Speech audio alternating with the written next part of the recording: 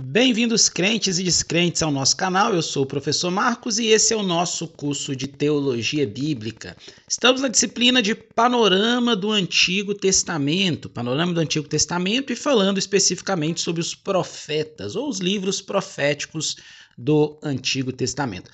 Como é um panorama, então a ideia é sempre abordar de forma contextual, contexto geral, a mensagem que esse livro traz e falar brevemente sobre o conteúdo desse livro. Já falamos sobre o livro de Joel, já falamos sobre livros dos profetas conhecidos como profetas maiores, abordados por muitos como 5 profetas maiores, e hoje vamos falar sobre o livro do profeta Amós. O livro do profeta Amós, ele possui 9 capítulos, e esses 9 capítulos do livro, ele aborda principalmente profecia contra as nações. Dá um enfoque também em profecias contra Israel, mas assim como muitos outros livros, muitos profetas do Antigo Testamento, vai acabar trazendo uma abordagem sobre as diversas nações, né? O contexto principal desse livro do profeta Amós vai enfatizar um momento onde a Síria vinha oprimindo Israel. Israel, nesse momento aqui, nós falamos sobre o Reino do Norte, lembrando da divisão que nós já até estudamos lá em Panorama do Antigo Testamento, quando falamos sobre os livros históricos, quando falamos sobre 1ª e 2ª Reis, quando falamos sobre 1º e 2º livro de Samuel.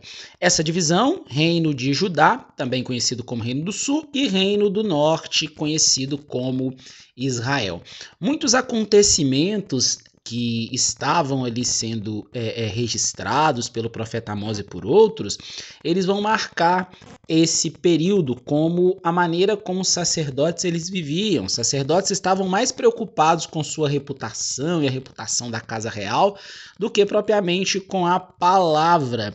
Se fôssemos destacar o contexto principal desse período do profeta Amós, seria um contexto de uma situação moral totalmente degradante, assim, onde os centros religiosos eram muito bem frequentados, mas Deus vai dizer que não estava se agradando das ações, dos atos religiosos do povo de Israel. Os ricos estavam cada vez mais ricos e os pobres cada vez mais pobres, né? Parece até um pouco com os nossos dias. Até separei um versículo para a gente ler, capítulo 5 do livro de Amós. O livro de Amós tem 9 capítulos, mas eu separei o versículo 24 do capítulo 5. Esse trecho está escrito assim: corra, porém, a justiça como águas e a retidão como o ribeiro perene. O maior desejo, tanto de Amós, do profeta Amós, quanto do povo de Israel que vivia sendo oprimido, é que viesse ter uma justiça social. Então, o tema central do livro do profeta Amós é a justiça social. Algumas curiosidades: o profeta Amós ele não era nem de família sacerdotal, nem sequer de família profética. Alguns até o chamam, né, de o profeta boiadeiro, porque provavelmente ele era um trabalhador da área rural, seja um agricultor, seja um criador de gados ali, de animais do campo, mas ele não vinha de linhagem sacerdotal. E tem um ponto interessante, né? Porque o fato dele não vir de uma linhagem sacerdotal e ele ser escolhido para profetizar mostra que Deus escolhe alguém do meio do povo para falar sobre as diversas injustiças que o povo estava sofrendo. Amós ele era de uma região próxima a Judá, porém ele não vem, né, profetizar contra Judá, contra o Reino do Sul, mas ele vem profetizar justamente contra o Reino do Norte, também conhecido como o Reino de Israel. Ele era de uma região chamada Tecoa, que ficava a cerca de 16 quilômetros ali de Jerusalém.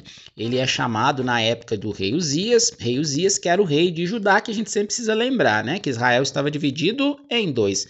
Reino do Norte, também conhecido como Reino de Israel, com sua capital em Samaria, e Reino do Sul, também conhecido como Reino de Judá. Uzias era o rei nessa época e Jeroboão II era o rei de Israel nesse período. Vão ter diversas profecias contra algumas nações, e eu quero destacar alguma delas, como Damasco, a região de Gaza, né, que também era um território ali, Tiro, Edom, Amon, Moabe, Judá e Israel, mas enfatizando que o profeta foi chamado para profetizar mais contra Israel do que propriamente contra Judá. Mas muitas profecias, não só dos profetas maiores, mas também dos profetas menores, vão acabar se referindo tanto ao reino mais ao norte, né, conhecido como Reino de Israel, com capital em Samaria, quanto para o reino mais ao sul, conhecido como Reino de Judá, e tendo Jerusalém como sua capital. Um breve resumo dos pontos principais do livro. Se nós pegarmos do capítulo 1 ao capítulo 2, nós vamos observar que tem várias profecias contra cidades e contra nações, sobretudo essas diversas nações que eu havia citado, Damasco, Gaza, Tiro, Edom, Amon, Moabe, Judá e Israel. Se você observar, a maioria destas são nações que são circunvizinhas ali ao povo de Israel. Então eram nações que de certa forma estavam oprimindo a Israel. A que mais oprimia Israel era a Síria, mas as demais também que tinham uma relação religiosa, política, econômica com o povo de Israel, vinham oprimindo, ou já haviam oprimido, ou estavam ali criando condições para que a opressão ao povo de Israel viesse a aumentar. Então do capítulo 1 até o finzinho do capítulo 2, virão essas profecias contra essas nações. Do 3 ao 6 vai vir um julgamento específico contra Israel, sobretudo contra o reino do norte. Então o profeta Amós ele vai ser chamado para profetizar contra essas nações, ele vai ser chamado para profetizar sobretudo contra Israel, e o foco dessa profecia que o profeta Amós vai trazer até o capítulo 6 vai ser para falar sobre a injustiça social que o povo estava vivendo. Quando nós olhamos hoje para os países, né, olhando principalmente para o Brasil, e nós observamos que a classe política e até mesmo a classe religiosa e a classe de empresários ali que detêm o domínio do capital exploram as pessoas, exploram a mão de obra, exploram até da pobreza das pessoas, não é muito diferente do que acontecia nessa época do profeta Amós, não. E o profeta Amós ele vai ser levantado como voz profética contra esses poderosos, né? Contra esses grandes que estavam ali explorando o povo de Israel. Do capítulo 7 até o capítulo 9, aí virão várias visões dadas, né, reveladas ali para Amós, de profecias e julgamentos contra Israel, e também no final falando sobre restauração. É interessante que a maioria dos profetas, mesmo eles trazendo ali visões de profecia, de julgamento contra os povos, no finzinho do livro sempre traz profecias, sempre traz promessas que aconteceriam se o povo viesse a se arrepender.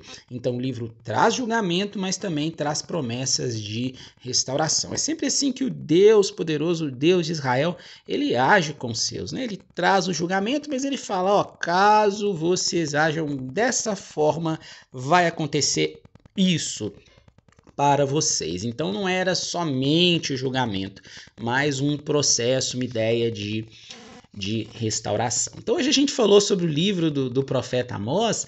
Se fôssemos destacar a mensagem principal seria um chamado para a prática social. Destaques importantes da gente relembrar: Amós não era profeta, Amós não era de família sacerdotal, mas ele era um trabalhador rural. Não é um livro muito grande, porque tem cerca de 9 capítulos ali, alguns listam 146 versículos, mas depende de como esse texto do Antigo Testamento ele vai ser montado. Não podemos confundir Amós com um outro, né, que tem um nome parecido com o dele, um xará, vamos dizer assim, que é o Amós, pai de Isaías. Até a escrita no hebraico ela é diferente do Amós profeta para o Amós pai de Isaías. Ele vai profetizar contra o rei Jeroboão, mas é uma época também muitos colocam que uma época onde Jonas também estava profetizando, então vão ter muitos contextos parecidos entre esse livro e entre o livro do profeta Jonas. Então, na aula de hoje, nós falamos sobre o profeta Amós. Você que não acompanhou as outras 2 aulas que nós iniciamos sobre os profetas menores, aconselho que você volte lá aí na playlist do curso de Teologia Básica e acompanhe. E na nossa próxima aula, nós vamos dar sequência ao estudo dos profetas menores, para que a gente possa chegar até o último dos 12 profetas menores e aí dar sequência uma nova disciplina. Aguardo vocês.